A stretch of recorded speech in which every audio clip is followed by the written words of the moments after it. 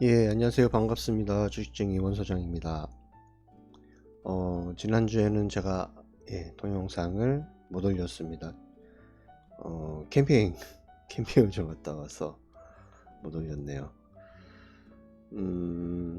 이번 주도 이제 3일 연휴를 지금 이제 시작을 하고 있는데, 그 연휴 첫날 토요일 날 오전 10시입니다. 10시가 좀 안 됐구나. 지금 9시 반 정도 됐네요. 날씨가 참 좋습니다. 날씨는 좋은데 제 아침에 일어나가지고 이제 미국 쪽 뉴스들 돌아간 것들을 보니까 참 써놨다시피 미친 미국이구나 라는 소리가 일성으로 딱 터져 나오는 그런 전일의 미국장이었습니다. 자, 먼저 시작하기에 앞서서 커블레스 고지. 본 영상은요, 투자군요 목적으로 제작되는 영상 아니고요, 제작자 소속회사 의견이랑 관련이 없는 내용으로 투자자 의사결정 시엔 전적으로 투자자의 책임과 판단 하에 결정되셔야 합니다. 본 영상의 제작자는 본 영상의 내용과 관련하여 선행매매 금지, 미공개, 주요정보 이용 금지, 불공정거래 금지 등 자본시장법을 포함한 금융 관련 법규를 다 준수하고 있습니다. 시작해보도록 하죠. 지금 바탕화면에다가 미국 S&P 500에 대한 빕스 변동성 지수 차트를 이렇게 백으로 깔아놨는데, 이거 관련해 가지고 굉장히 골 때린 일이 있었다 라는 얘기도 있고요, 극유가 풀베팅 사건이 있었고요, 그리고 뭐 실업률 얘기, 이런 것들 좀 해보도록 하겠습니다. 먼저 미국 시장 보시면은 많이 빠졌습니다. 2% 빠졌고, 나스닥은 거의 4% 가까이 빠졌습니다. 전저점 언저리까지 다 지금 밀려난 상태. S&P 500도 많이 빠졌고요. 2.8% 정도 빠졌고요. 필반도 많이 빠졌으면 6%가 빠졌어요. 필라델피아 반도체 지수는 참 진짜 어쩌자고 이러는지 모르겠다 싶네요. MSCI 이머징 마켓 지수도 2% 가까이 빠졌고요. 우리나라 사우스 코리아 ETF 같은 경우도 빠지긴 빠졌는데, 일단은 5일선에 대해서 살짝 걸쳐 있는 모습, 상대적으로 조금 견고하다. 이머징 전체 시장 ETF는 5일선을 밑으로 깨고 내려왔잖아요. 지금 보시면 그렇죠, 깨고 내려왔는데 국산 사우스 코리아물은 살짝 걸려있다 정도로 일단 어제 마감을 했습니다. 미국 시장 내용 보시면은 다 빨간불이었고요. 애플 뭐 3%, 마이크로소프트도 엄청 빠지고 다 엄청 빠졌어요. 뭐 그나마 올라갔던 종목들 보면 뭐 로키드 마틴이니 뭐 노스그룹 그룹원이라든지 이런 방산주들 몇몇 것들 조금 그래도 버텨주는 모습이었고, 헬스케어에서는 뭐 그냥 휴미나 휴미나 조금 보아, 그 요건 뭡니까, 덱스컴이라는 회사 엄청 올랐네. 7%짜리가 나왔고, 전반적으로 빨간불이었는데 섹터로 보면은 방산 쪽이 그래도 조금 강했던 모습들이 지금 보여주고 있다. 참 전쟁 이슈도 전쟁 이슈고 분위기가 흉흉해가지고, 무슨 바이든은 지금 러시아 핵 쏠 것 같다고 막 그러고 다니시고, 근데 이번에 그 바이든의 워딩을 무시를 못하겠는 게, 그 지난번에 연초라고 해야 되나, 3월달이었나요? 우크라이나 전쟁 터졌을 때 있잖아요. 그때 전쟁 난다고 했었을 때 무시를 했었어요. 솔직히 아니 지금 21세기 별천지 백주 대낮에 무슨 전쟁이냐, 전쟁 같은 소리하고 자빠졌네라고 했었는데 진짜 터져버린 거잖아요. 그렇죠? 언제였지? WTI 유가를 보면 알겠다. 3월달 이때네요. 진짜 터져버린 거예요. 그래서 와씨, 미국이 전쟁 낸다 하면서 진짜 터진 거니까 이 새끼 미국이 전쟁 낸 거 아니야? 뭐 이런 생각이 들 정도로 미국의 정보력이 대단하다는 거죠. 그거를 일단 뭐 정보를 그냥 기밀이라고 꾹꾹 싸매고 있는 게 아니라 그런 것들을 이제 국가 최고 지도자, 뭐 대통령이나 이런 사람들이 계속 흘리면서, 야, 우리가 니네들 어떻게 할지 다 알고 있어. 니네 허튼 수작 하지 마. 이런 식으로 지금 계속 액션을 취하려고 하시는 것 같은데. 일단 뭐 쿠바 모델이라고 하기보다는 예전에 이제 누굽니까, 저기 케네디 대통령 있을 때 쿠바하고 미국하고, 쿠바를 위시한 소련이죠. 소련이랑 미국이랑 그때 굉장히 분위기 험상궂었다라고 하잖아요. 핵전쟁 직전의 분위기까지 갔다라고 하는데, 근데 지금을 약간 그런 식으로 지금 비유를 바이든이 하더라고요. 그래서 방산주들이 간밤에 이렇게 많이 올랐나 싶기도 합니다. 또 뭐 이건 그렇고, 이것 때문에 빠진 게 아니라 전쟁 이슈 때문에 빠졌다라기보다는 이거죠. 결국은 고용보고서 문제였죠.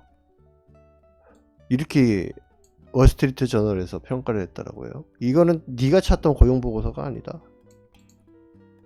고용이 50년 내 최저치랍니다. 그러니까 그 실업률이 50년 내 최저치라고 합니다. 그만큼 지금 미국의 노동시장은 굉장히 좋다.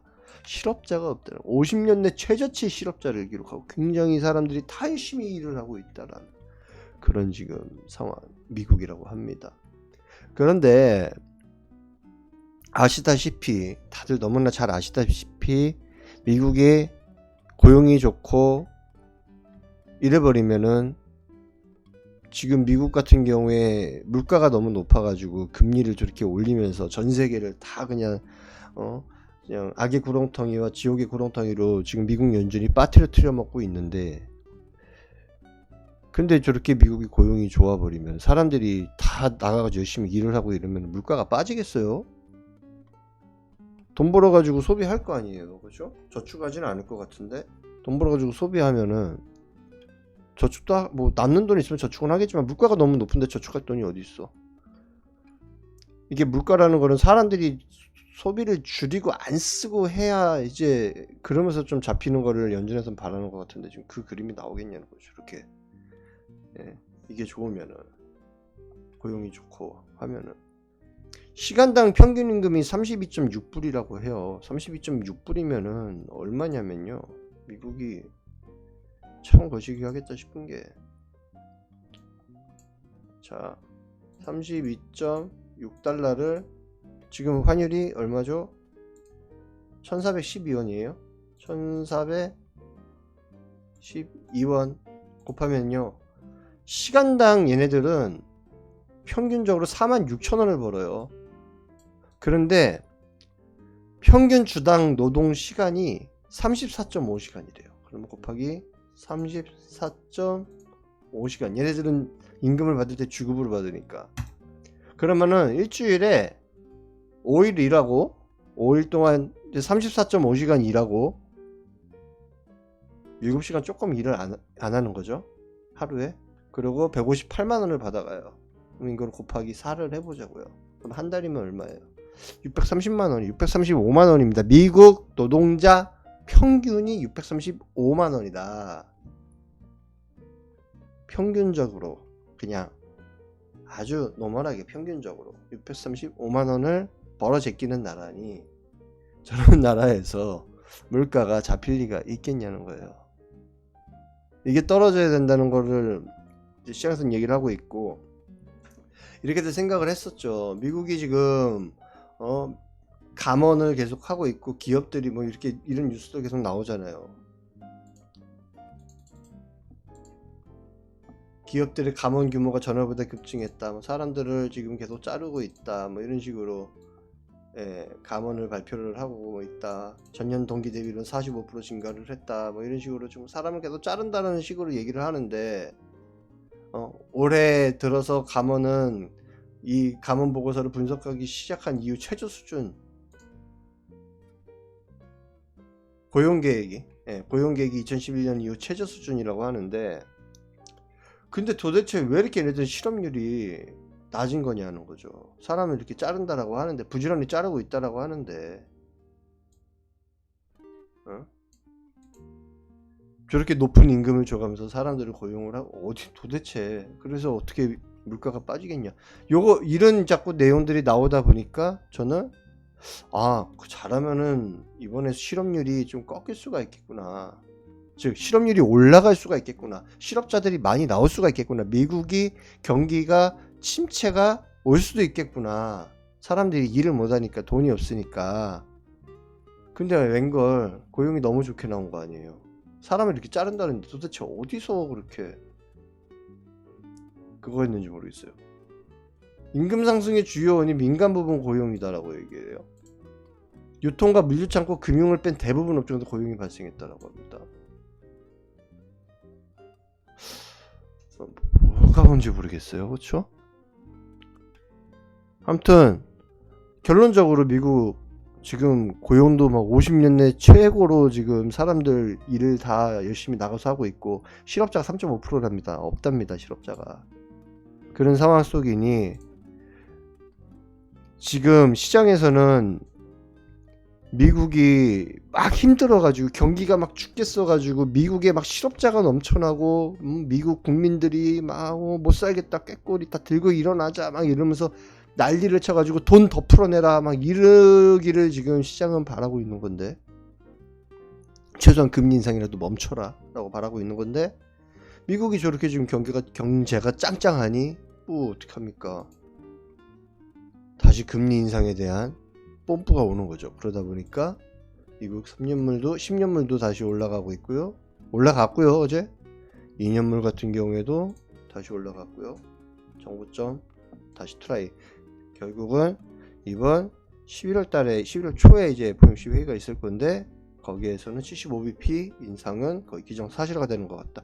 그리고 다음 주에 이제 CPI 발표가 있어요. 거기서 만약에 물가지표까지 안 꺾이고 막 계속 올라가고 막 거기서도 굉장히 시장에 실망감을 주어버리게 된다라고 하면은 11월에 100pp도 고려를 해봐야 될 수도 있겠구나라는 그런 최악의 지금 분위기가 형성이 전이됐다라고 보여집니다.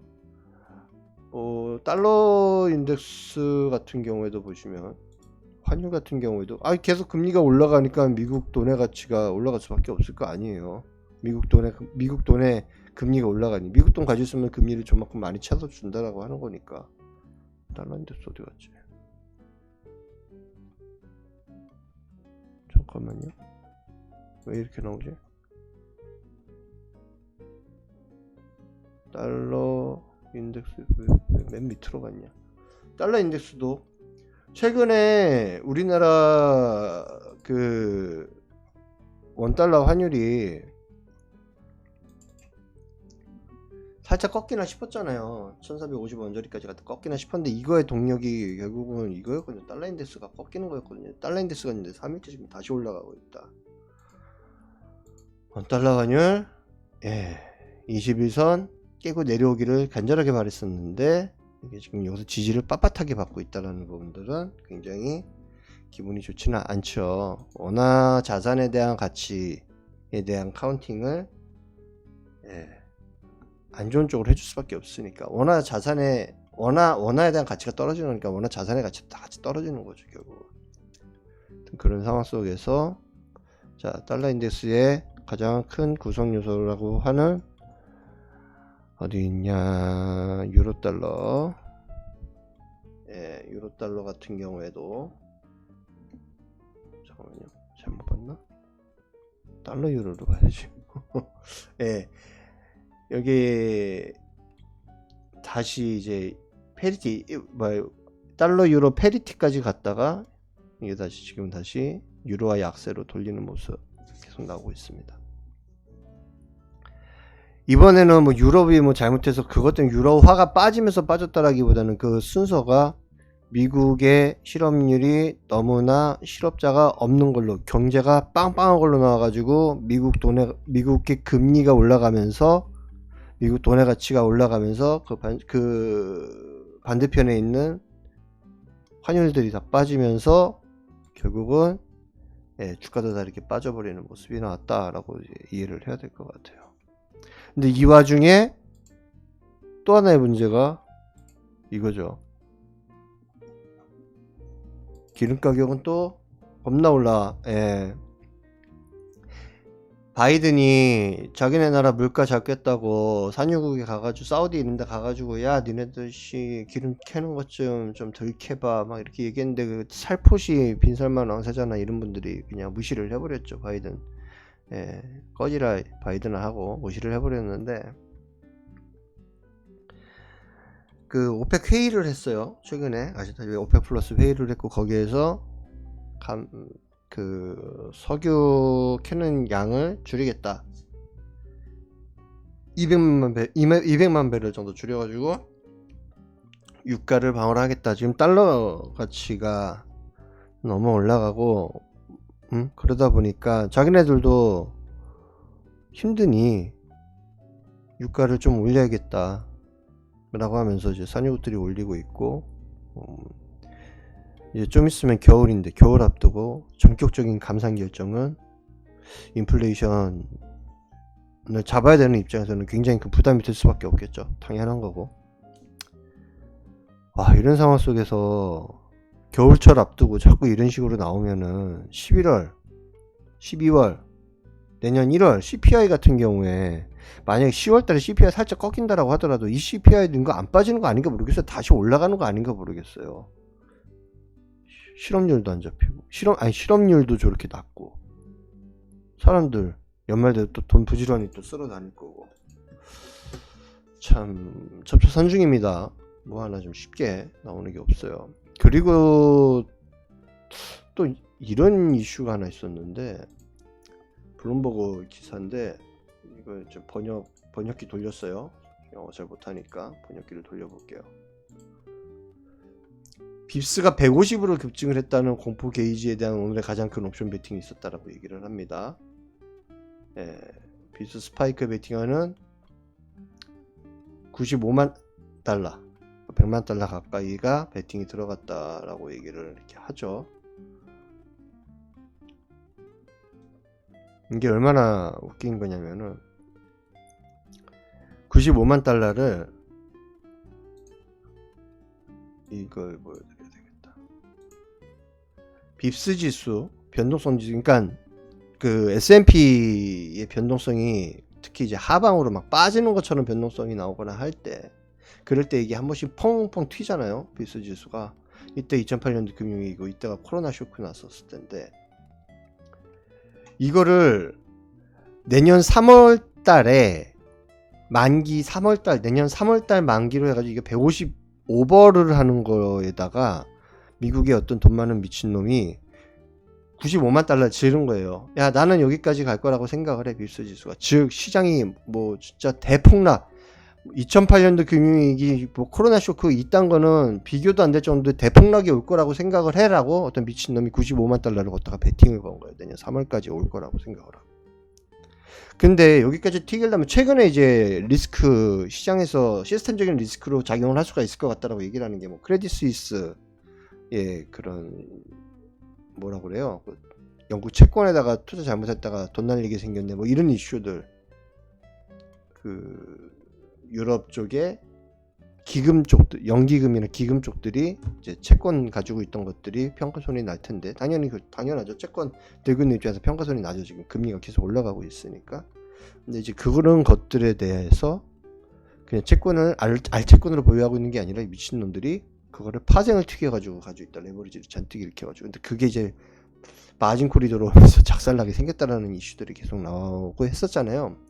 근데 그런 시스템적인 위기가 온다라고 하더라도 뭐 이때 2008년도 금융위기 때랑 거 비슷한 그런 결의 시스템 위기일 텐데, 그래봐야 뭐 빕스 지수 장중 튀겨봐야 80까지 튀겼던 건데, 근데 이거를 지금 그 95만 달러를 지르는 그 미친놈은 이거 150 여기까지, 요거의 2배, 80의 2배 언저리까지 보낸다라고 질렀다라고 하는 거는, 금마는 저렇게 보내려면은 그거는 뭐 그냥 러시아가 핵 쏘고 말고 이런 개념이 아니라 그냥 세계 3차 대전인 와중에 주식시장이 열린다라고 생각을 하는 그 정도의 굉장히 사탄적인 악마적인 그런 베팅을 건 게 아닌가라고 생각을 해요. 그냥 저 주문 실수일 수도 있을 것 같고, 근데 워낙 뭐 미국에 주식쟁이들 중에서도 돈 많은 놈들이 많으니까 뭐 양놈들 세계에서는 95만 달러 정도면은 뭐 돈도 아니죠. 걔네들 뭐 진짜 일주일치 월급인 경우도 있고 해요. 뭐 그러니까 그냥 돈 많은 놈이 그냥 헷가닥 해가지고 그냥 살짝 질러본 거 아닌가, 약 빨고 질른 게 아닌가 싶습니다. 하여튼 뭐 이런 이슈가 있는데 이게 뭐 이제 내년 들어가면서 어떻게 이제 시장에서 그냥 해프닝으로 끝났지. 해프닝으로 끝나야 됩니다. 반드시. 그냥 150 가면 다 죽습니다. 절대 그런 일 없어야 된다. 장중 종가 기준으로는 60이 맥스였어요. 60이.